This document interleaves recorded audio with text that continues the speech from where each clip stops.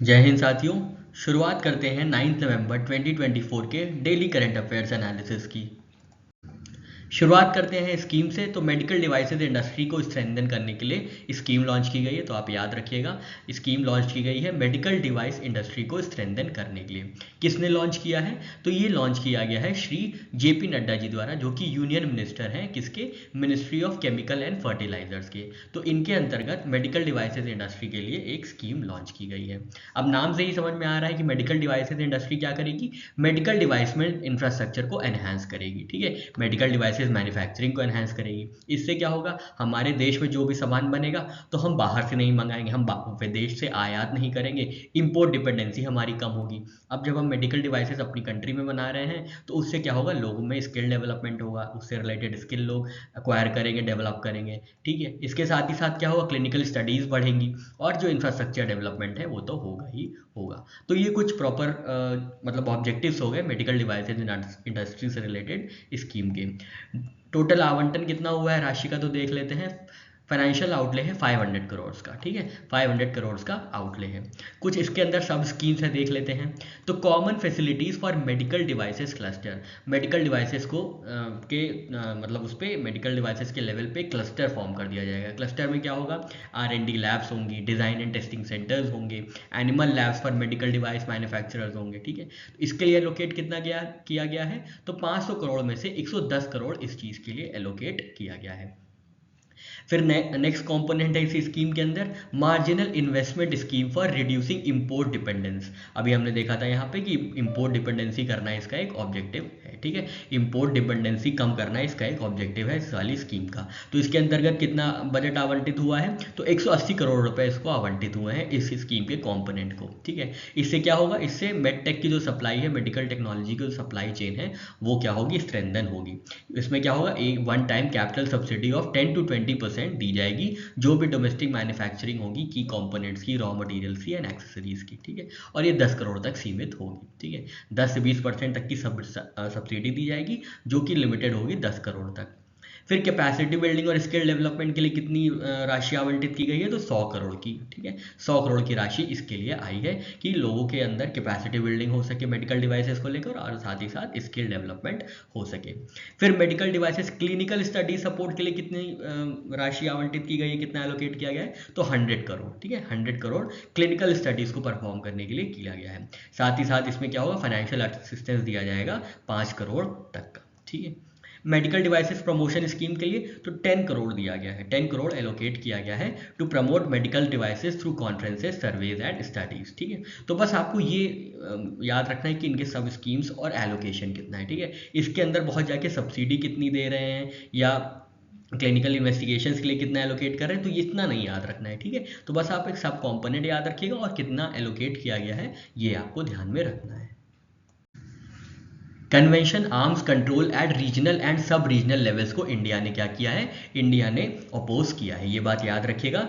किस रेजोल्यूशन को इंडिया ने अपोज किया है? तो conventional arms control, conventional arms control. ठीक है, conventional arms control at regional and सब रीजनल लेवल्स। तो ये इंडिया ने ये वाले रेजोल्यूशन को यूनाइटेड नेशन जनरल असेंबली में क्या किया गया है? इंडिया द्वारा अपोज किया गया है। तो ये रेजोल्यूशन किसने प्रेजेंट किया था? ये रेजोल्यूशन प्रेजेंट किया गया था पाकिस्तान और सीरिया ने। बहुत इंपॉर्टेंट है, याद रखेगा। ये वाला जो रेजोल्यूशन है conventional arms control at regional and सब रीजनल लेवल्स, ये किसने प्रेजेंट किया था? किस रेजोल्यूशन, किन कंट्रीज ने ये रेजोल्यूशन प्रेजेंट किया था यूनाइटेड नेशंस जनरल असेंबली में? तो ये पाकिस्तान एंड सीरिया ने किया था।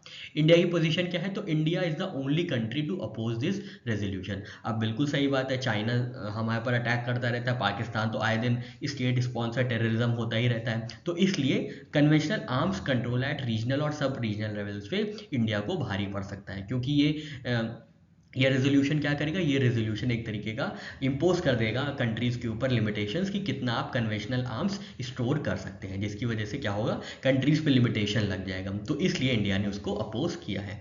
और कौन एब्सटेन किया है? तो इजराइल ने एब्सटेन किया है। याद रखिएगा, इजराइल ने एब्सटेन किया है। बाकी जो 179 कंट्रीज थी दे voted in favour, India voted against, Israel abstain या एब्सेंट। ठीक है, तो इसका फोकस क्या है, advocate for arms control initiatives eight regional and सब रीजनल लेवल्स। रीजनल लेवल मतलब साउथ एशियन रीजन में जैसे हो गया, तो ये रीजनल लेवल हो गया। ठीक है, तो क्या होगा, इससे पीस और सिक्योरिटी होगी, recognizing the importance of such control in regions with concentrated security threats etcetera etcetera. ठीक है, तो ये आपको याद रखना है कि conventional arms control at regional और सब रीजनल लेवल्स का जो रेजोल्यूशन है कहाँ पे प्रेजेंट किया गया है, ये first committee of United Nations general assembly में प्रेजेंट किया गया था। किसने प्रेजेंट किया है, किन कंट्रीज ने, तो पाकिस्तान एंड सीरिया ने इसको क्या किया है, प्रेजेंट किया है। ठीक है, पाकिस्तान एंड सीरिया ने इसको प्रेजेंट किया है। फिर आपको क्या याद रखना है, किसने अपोज किया है, तो India is the only country to oppose this sort of resolution. ठीक है, और किसने एब्सटेन किया है, तो इजराइल ने एब्सटेन किया है।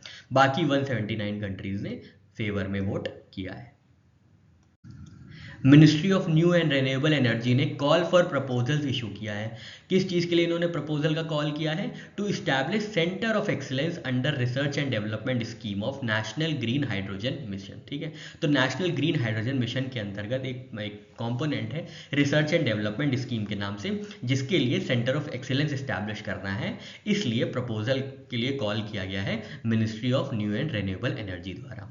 अब हम लोग चल के देख लेते हैं आगे कि नेशनल ग्रीन हाइड्रोजन मिशन क्या था, कब लॉन्च हुआ था और इसके क्या क्या कंपोनेंट्स हैं। तो यहाँ बात करते हैं नेशनल ग्रीन हाइड्रोजन मिशन की। ये लॉन्च किया गया था जनवरी 2023 में, याद रखिएगा जनवरी 2023 में national green hydrogen mission launch किया गया था।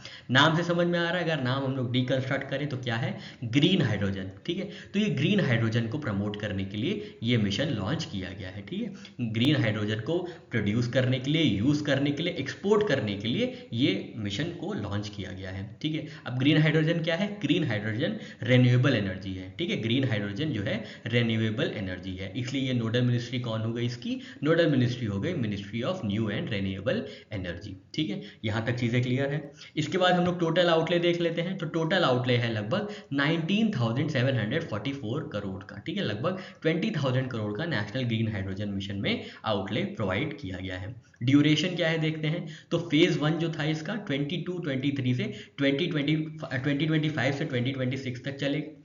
फेज 2 जो है 26-27 से 29-30 तक चलेगा। तो आपको एंड फेज याद रखना है, 2030 तक नेशनल ग्रीन हाइड्रोजन मिशन चलेगा। ठीक है, अपने ऑपरेशन में रहेगा। की कंपोनेंट्स क्या है, facilitation of demand creation for green hydrogen via domestic utilization and exports. तो यहाँ पे डिमांड क्रिएट की जाएगी ग्रीन हाइड्रोजन के लिए, कैसे, डोमेस्टिक यूटिलाइजेशन, मतलब देश के अंदर ही लोग अगर यूटिलाइज करना शुरू कर दें ग्रीन हाइड्रोजन को, तो ग्रीन हाइड्रोजन की डिमांड क्रिएट हो जाएगी। तो ऐसे ही कुछ करना पड़ेगा, ये एक इनका कंपोनेंट है नेशनल ग्रीन हाइड्रोजन मिशन का। दूसरा कंपोनेंट है strategic interventions for green hydrogen transition programme. ठीक है, बहुत इंपॉर्टेंट है साइड प्रोग्राम, याद रखिएगा, डायरेक्टली आपसे पूछ सकता है साइड प्रोग्राम किसका कंपोनेंट है, फिर आपको ऑप्शन में दे देगा प्रधानमंत्री जीवन योजना का, नेशनल ग्रीन हाइड्रोजन मिशन का, या आपके सामने कोई भी ऑप्शंस रख सकता है। तो आपको याद रखना है कि strategic intervention for green hydrogen transition programme जो है ये नेशनल ग्रीन हाइड्रोजन मिशन के अंदर है। ठीक है, और अगला कंपोनेंट है development of green hydrogen hubs. ठीक है, ग्रीन हाइड्रोजन हब्स। अब कुछ इंपॉर्टेंट गोल्स इनके द्वारा सेट किए गए हैं दिस मिशन, मतलब इस मिशन द्वारा। तो देख लेते हैं क्या क्या मिशन के गोल्स हैं। तो प्रोडक्शन कैपेसिटी गोल क्या है, 5 million metric tonne of green hydrogen per annum by 2030। तो हम लोग ने देखा था फेज 2 कब खत्म होगा, 2030 में खत्म होगा। तो 2030 तक इनका गोल क्या है नेशनल ग्रीन हाइड्रोजन मिशन का, कि 5 million metric tonne green hydrogen produce होनी चाहिए इंडिया में पर एनम बाय 2030। ठीक है, इसी तरीके से रेन्यूएबल एनर्जी कैपेसिटी गोल क्या है, तो 125 गीगावाट बाय 2030। ठीक है, 125 gigawatt by 2030। Total investment expected है कितना, 8 लाख करोड़ का, और जॉब कितनी क्रिएट होंगी, 6 lakh jobs by 2030। Fossil fuel import reduction कितना होगा, मतलब जो हम लोग ऑयल मंगाते हैं बाहर से, पेट्रोलियम ऑयल मंगाते हैं, ये सारा काम करते हैं, वो कितना रिड्यूस होगा, वो फॉसिल फ्यूल्स होते हैं उनका इंपोर्ट का रिडक्शन कितना होगा, तो बाय 1 लाख करोड़। ठीक है, by 1 lakh crore. Greenhouse gas emission reduction कितना होगा इनके हिसाब से, तो 50 million metric million tonne of annual emission reduction. ठीक है, तो ये बात आपको याद रखनी है।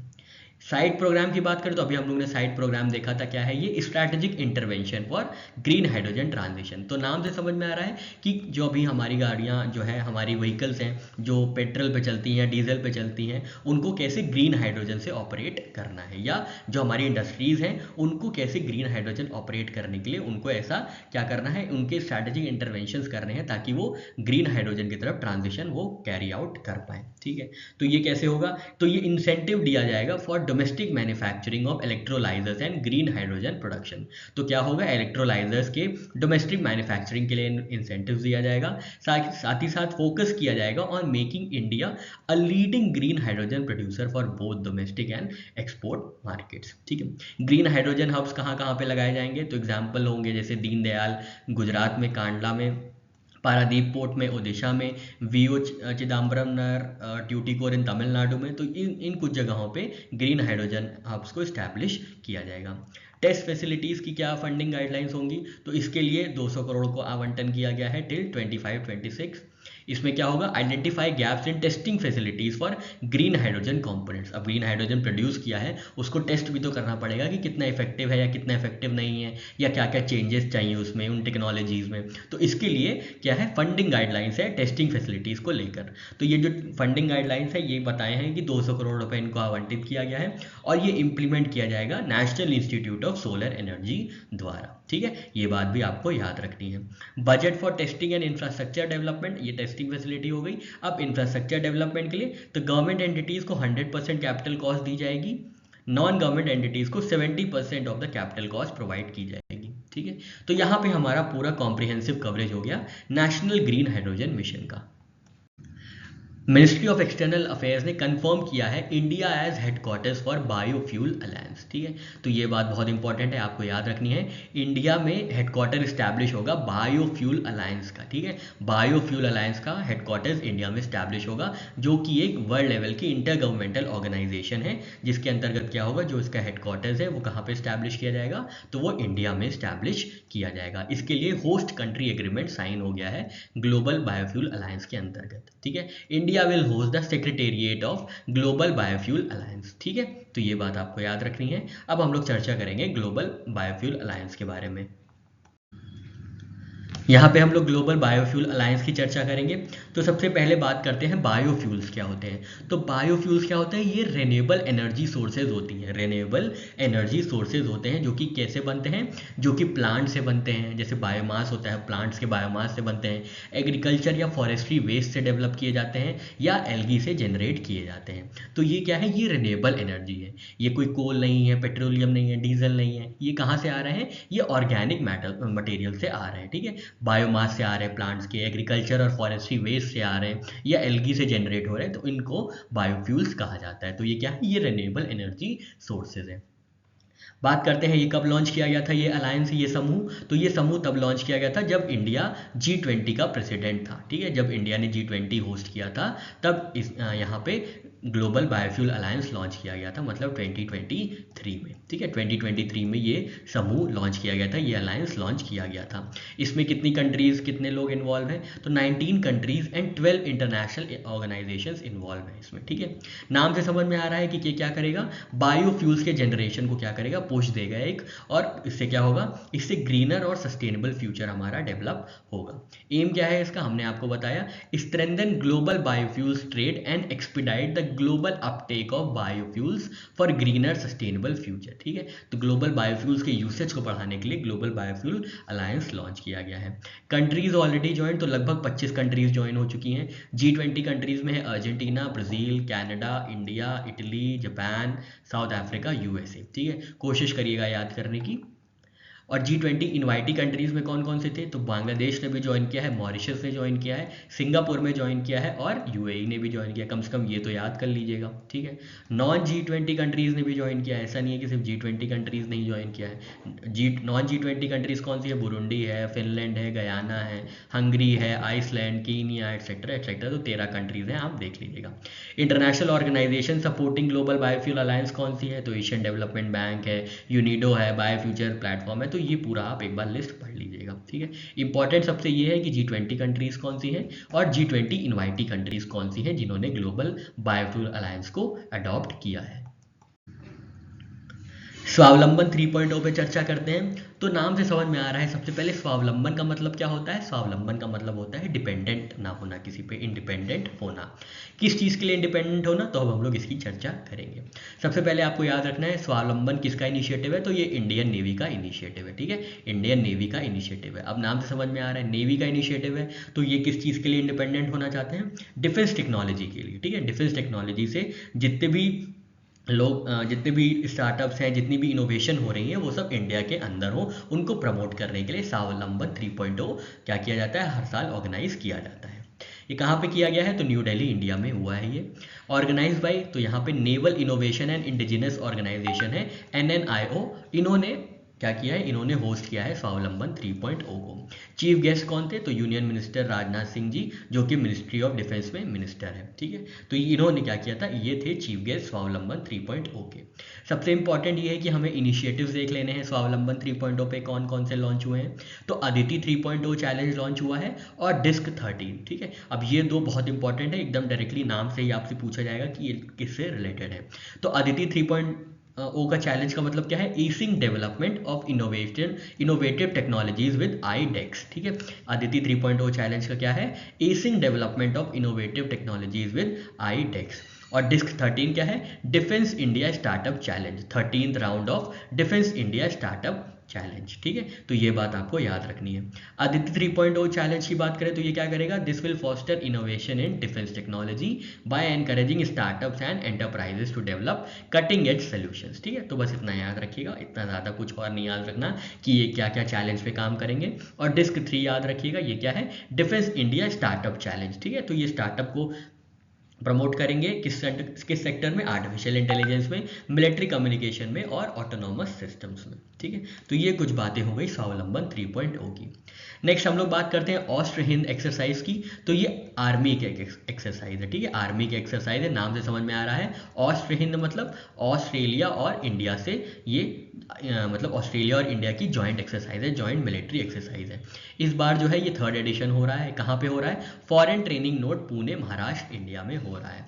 2nd एडिशन जो हुआ था वो ऑस्ट्रेलिया में हुआ था। 3rd एडिशन जो हो रहा है, याद रखिएगा, महाराष्ट्र, इंडिया में हो रहा है ऑस्ट्रियन एक्सरसाइज का। इंडियन रेलवे ने साइन किया है MOU स्विट्जरलैंड के ट्रांसपोर्ट एंड कम्युनिकेशन के साथ। ठीक है, तो बस आपको याद ये रखना है कि इंडियन रेलवे ने किसके साथ फॉर्मलाइज की है partnership?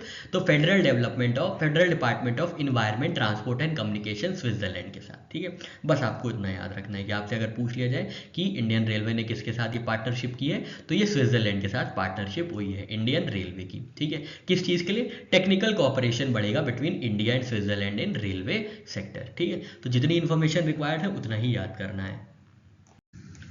PV Sindhu centre for badminton and exports excellence खोला गया है विशाखापट्टनम, आंध्र प्रदेश में।